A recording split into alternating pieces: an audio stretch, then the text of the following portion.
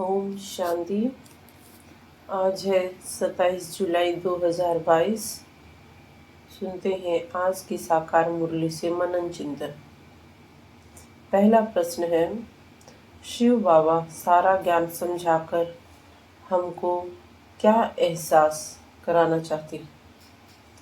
शिव बाबा ब्रह्मा बाप द्वारा हमको समझा रहे, क्योंकि उनको खुद का शरीर नहीं है तो फिर वो बोलें कैसे।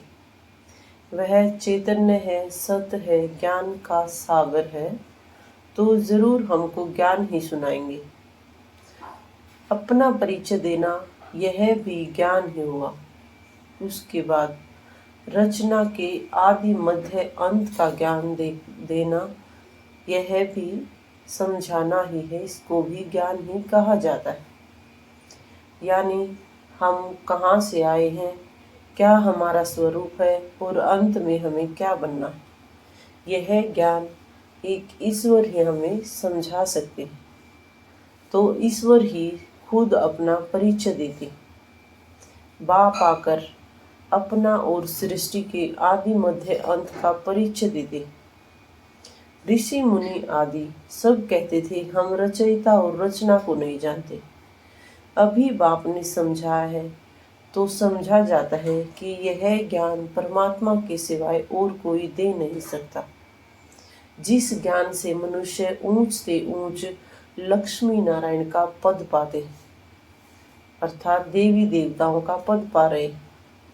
अब तुम बच्चे जानते हो कि अखंड अटल पवित्रता, सुख, शांति, संपत्ति ही हमारा ईश्वरीय जन्म सिद्ध अधिकार है, जो हम फिर से ले रहे। तो यही ईश्वरीय जन्म सिद्ध अधिकार होने का एहसास परमात्मा हमको कराना चाहते हैं। अगला प्रश्न है, भारत का सबसे पुराना दुश्मन कौन है? हमारा सबसे पुराना दुश्मन है रावण। रावण अर्थात 5 विकार। पांचों विकारों की वजह से ही इस आसुरी सृष्टि का जन्म हुआ है। यह दुखधाम की स्थापना सिर्फ एक रावण की वजह से ही हुई है। रावण द्वारा हम पतित बनते हैं। रावण से हमको वर्षा ही मिलता है पतित बनने का। फिर पतित से पावन एक परमात्मा राम ही आकर बनाते हैं। यह किसी को पता नहीं है कि रावण ही हमारा आधा कल्प से पुराना दुश्मन है, विशेषकर भारत का, क्योंकि भारत पर ही देवी देवताओं का राज्य था, जो अब आसुरी स्वराज्य या साम्राज्य स्थापित हो चुका है। उसे हमें दोबारा से देवी संप्रदाय में बदलना है। इस ज्ञान में आते ही हो आसुरी अवगुणों को निकाल ईश्वरीय गुण धारण करने के लिए। ईश्वरीय गुण धारण कराने वाला केवल एक बाप ही है। इस रुद्र ज्ञान यज्ञ में क्या क्या स्वाहा होना है? बाबा ने आकर सृष्टि परिवर्तन का रुद्र ज्ञान यज्ञ रचा है। रुद्र ज्ञान यज्ञ की स्थापना की है। इस रुद्र ज्ञान में सब कुछ स्वाहा होना है। सारी पुरानी सृष्टि का अंत होना है।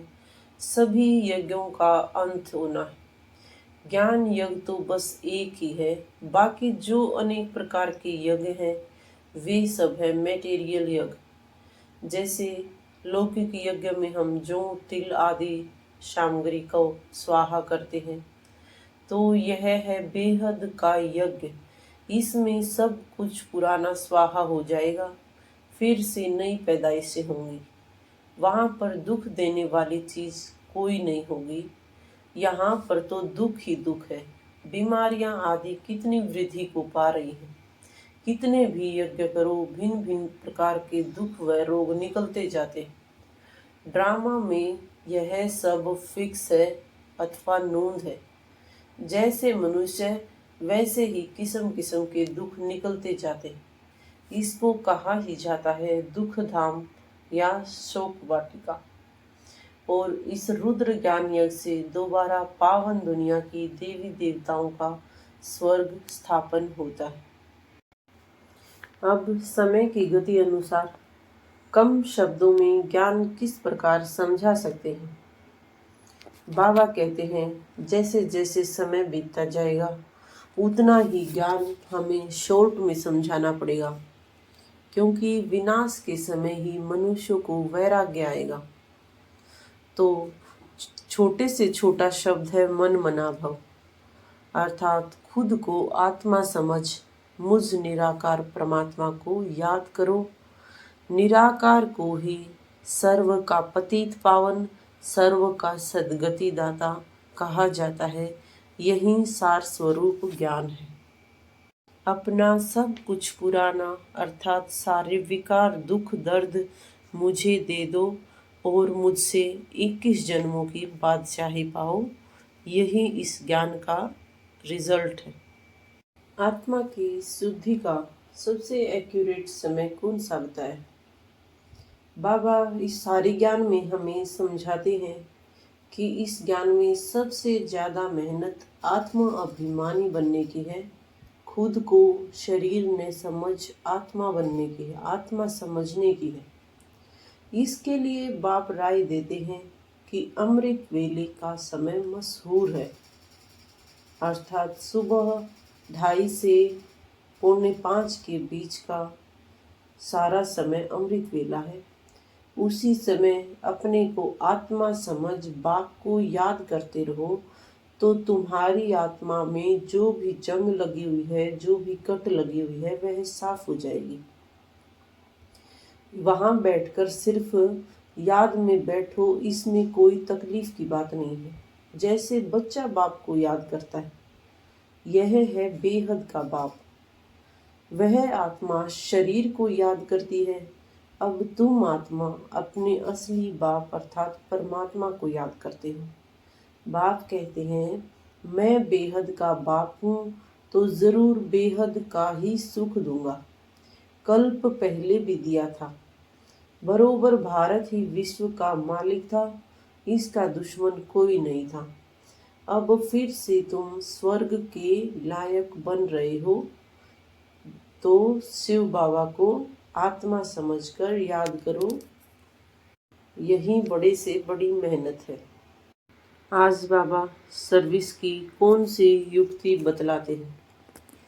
बाबा बतलाते हैं कि इस समय रावण राज्य का विनाश होना, मौत सामने खड़ा है। कल्प पहले भी ये दुनिया बदली थी।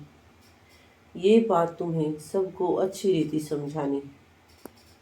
मेहनत यही है कि घर गृहस्थ में रहते कमल फूल समान पवित्र रहना है और साथ में ही यह राजयोग कोर्स करवाना है। यदि किसी को 7 रोज आने का समय नहीं है तो उसकी रग देखकर उसी हिसाब से हमें ज्ञान को समझाना है। रग को पूरा न समझने के कारण अच्छे अच्छे बच्चे भी चले जाते, कहते हैं 7 रोज का टाइम नहीं है। क्या करें। कोई कहता है पहले हमें दर्शन कराओ, तो बोलो कि पहले आकर थोड़ा ज्ञान समझो कि परम पिता परमात्मा से तुम्हारा क्या संबंध है। कोई कोई बच्चा तो एक दिन में समझ कर भी बहुत अच्छा तीखा जा सकता है, बहुत ऊंचा जा सकता है। जो भी हमारे परिवार का होगा वो एक दिन में विज्ञान अच्छी तरह से समझ जाएगा। कई बच्चे ऐसे तीखे निकलेंगे जो बहुत ज़्यादा उन्नति करेंगे। बाबा ने दुआओं से भरपूर होने की क्या विधि बताई। बाबा ने आज के वरदान में कहा है, शिक्षक बनने के साथ रहम दिल की भावना द्वारा क्षमा करने वाले मास्टर मर्सीफुल भव। यदि सभी की दुआएं लेनी है तो शिक्षक बनने के साथ साथ मास्टर मर्सीफुल बनो, रहम दिल बनो, सबको क्षमा करो। क्षमा करना ही शिक्षा देना हो जाएगा। सिर्फ शिक्षक नहीं बनना है, क्षमा करना है। इन संस्कारों से ही सबको दुआ दे सकेंगे। अभी से दुआएं देने के संस्कार पक्के करो तो जो आपके जड़ चित्र हैं, जिसकी अभी तक पूजा हो रही है, उनसे सभी को दुआएं मिलती रहेंगी। इसके लिए हर कदम श्रीमत प्रमाण चलते हुए दुआओं के खजाने से भरपूर बनो, भरपूर दुआएं दो और भरपूर दुआएं लो। यही युक्ति बाबा ने आज दुआओं से भरपूर होने की समझाई। आज का स्लोगन है, जिनकी झोली परमात्मा दुआओं से भरपूर है, उनके पास माया आ नहीं सकती। स्वमान है, मैं रहमदिल आत्मा हूँ, मैं स्वराज्य अधिकारी आत्मा हूँ। धन्यवाद। ओम शांति, ओम शांति, ओम शांति।